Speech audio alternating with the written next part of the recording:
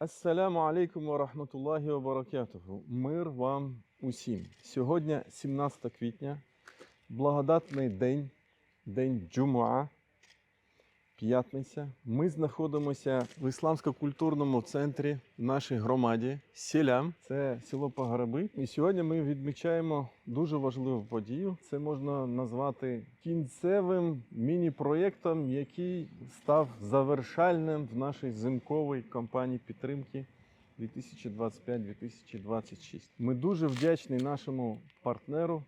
Це муфтіяту Боснії та Герцеговіні. Наприкінці місяця січня ми отримали від них допомогу, завдяки якій, по волі Всевишнього Аллаха, ми реалізували цей проєкт. А саме котельню, зараз ми вам її покажемо. Построили котельную, котел 80 киловатт на всю мечеть. Котел пеллетная с автоматической подачей пеллетов. Запустили, работает уже. Тестовый все прошел, все работает, все хорошо, слава богу. Проложили теплые полы на этаже и батареи, все работает хорошо. Установили дымоход новый из нержавеющей стали. И с помощью Аллаха все сделали. Все работает.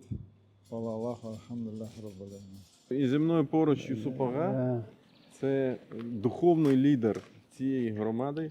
Аксакал, Юсуп Ага, вам слово, скажіть теж пару слів. Alhamdulillah, assalatu wassalamu ala Rasulullah.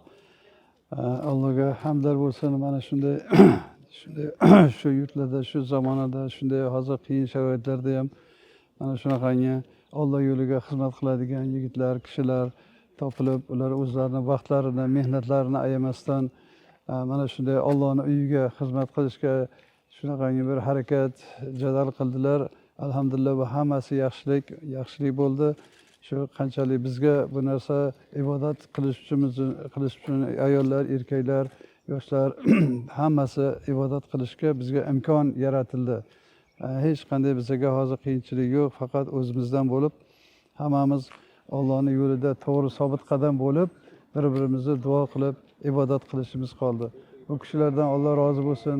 Allohning yordami bilan, Allohning izni bilan o'zlarining vaqtlarini, sa'y harakatlarini, kuchlarini ayamasdan bizga mana shunday shart-sharoit yaratib berdilar. Alloh bulardan rozi bo'lsin. Alloh ajrlarini to'liq qilib bersin. Bu kishilarni ham Alloh gunohlarini mag'firat qilsin. Alloh yo'ldagi harakatlariga Alloh kuch-quvvat bersin. Amin. Amin. Assalomu alaykum va rahmatullohi va barakatuh.